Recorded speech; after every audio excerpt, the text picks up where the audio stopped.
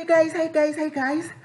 I'm in a good mood. I'm sending another video today because I don't know if I'll be able to send this week. As I disappeared for a while, I guess I am making up for what I did disappearing, but again, it was not intentional.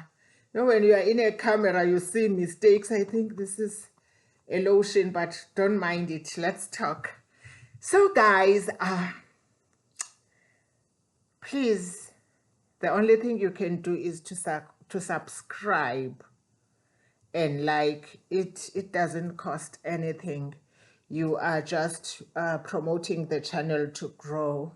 I will do that also for you when you do some work, but at least do it because I'm also sharing information with my voice, with my data, and with the knowledge that I gather, which has been proven to be helpful by other social workers. I'm going to interview one or two social workers who say they followed this link and they passed interviews because they answered the way I told them to answer. Today, I would like to summarize, to just give you a snapshot, but you can also check, ne,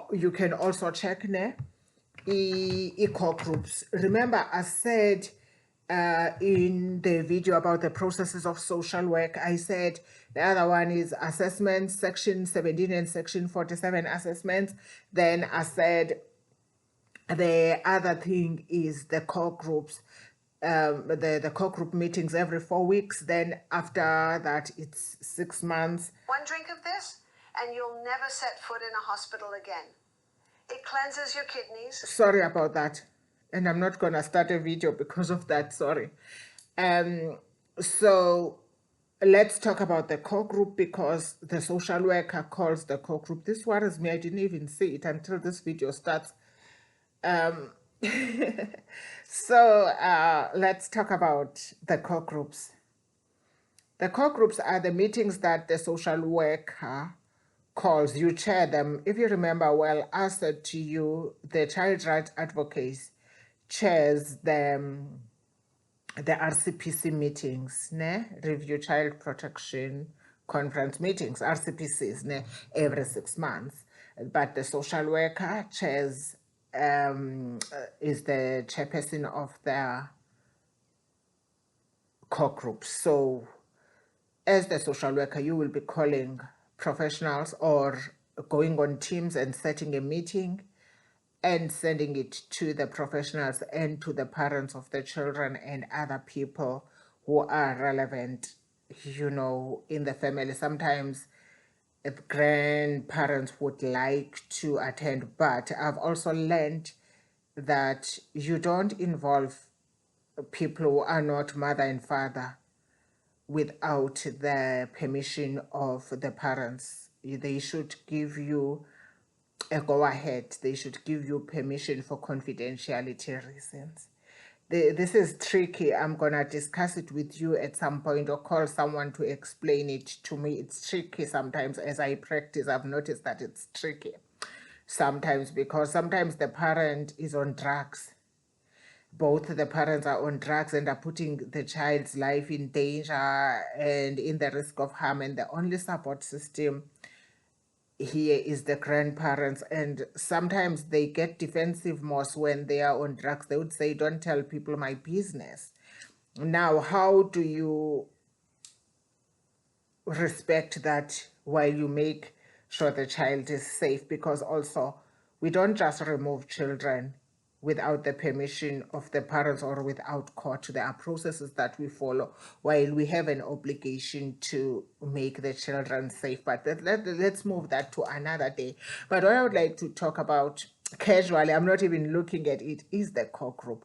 The core group is when professionals meet, the multidisciplinary or those agencies that we collaborate with, education, health, and the others, as I mentioned earlier, those that are involved in this case, and the parents meet to, for me, I take it as monitoring progress in the case because as the social worker chairs it, the first thing that you do as the social worker, let me give you a picture quickly, is to welcome everybody in the meeting, even if it's on Teams or it's on face-to-face.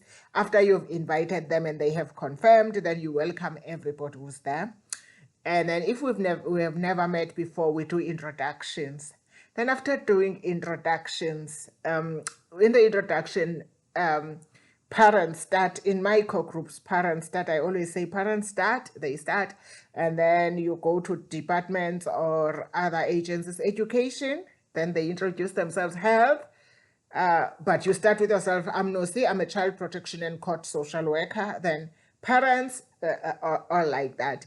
And then after that, we go to what is going on well, what are we worried about, or what concerns do we have, and what needs to happen. So that happens when we use the signs of safety. I'm gonna share with you a lot about the signs of safety, which are built around these three issues: what's going on well, what are we worried about, and what needs to happen. So you ask the parents to tell us what's going on well, they tell, then the professionals, we take a round, and then what are we worried about, what needs to happen. Then I usually go to the plan now and say, let's catch up and see if the professionals have done what they were supposed to do. And then I make a follow-up, read the plan, because in the core group report, there's a part where we have the plan. So you go into the plan, and then the plan must be simple, must be direct to the point, especially for the parents to understand their parts. So for an example, you would say for health and hygiene, to make sure that the children do not have needs and hygiene is promoted. Health will make a follow-up to that, to make sure that children go to school every day, education maybe, and social worker, because as the social worker you are involved, because they report to you when the child doesn't go to school. You make a follow-up to that as per the plan. But the plan, usually the first plan, I've done it, but I can search for you. Remember, I said I'm not an expert, but I'm sharing what I've done. I do the plan, then I send it for the initial child protection meeting when the child is going to be placed to the CP plan. I usually am the one who makes the plan, then the professionals agree to the plan, and then it is the plan that we implement and we monitor during the core groups. So everybody will say what's going on, where I'll go through the plan and check if the things that in the plan have been done. And then after that, using the signs of safety, I will ask the question of, is the child at risk? And if a person is saying yes or no, then what score are you giving and why are you giving that score?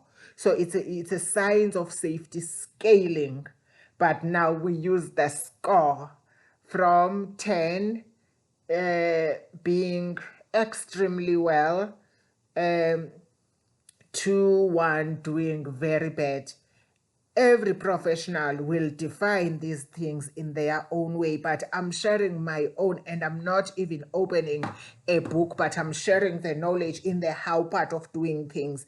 Basically, it is done this way. You might add if you want, and you are welcome to add, but the intention is to show people the picture of what happens.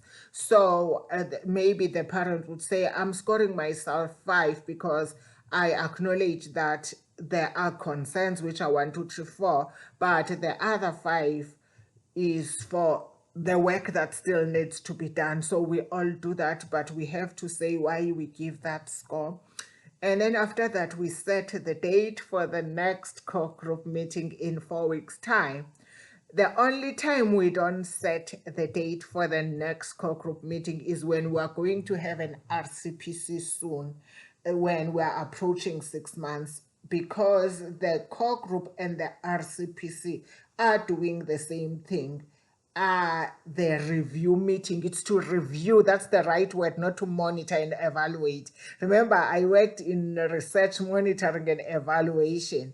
But again, we are playing with English. What do you do when you monitor something? You know, you check what is going on well, but here it's review meetings, you know. So you are reviewing the child plan, you're checking if it's being implemented, interventions are being implemented the right way.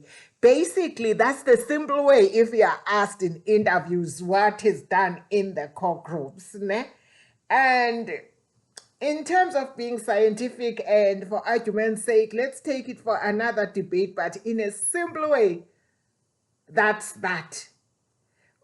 Which also is the same that happens in the RCPC, but it's a little bit different in the RCPC because the RCPC is chaired by the CRA, the Child Rights Advocate, which I can break it again and say in the RCPC we do 1, 2, 3, 4, but now this is the core group. I'm gonna come back again and tell you all these things in child protection. There is a lot. Anything that I understand, remember I'm a South African, and the meeting, the multi-stakeholder meetings there used to be called something else in South Africa. And practice in South Africa is a little bit different from practice here. So it is important to know these things so that when a question comes, you know how to answer, you know. And to be fair, they were not, the meetings were not facilitated the same way. It is a totally different practice, but we acknowledge that each country has its own way of practicing. Please take care of yourself. Me and you can do this. I know we can do this.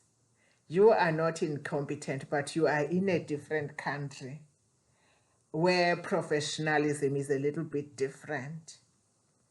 So don't ever underestimate yourself.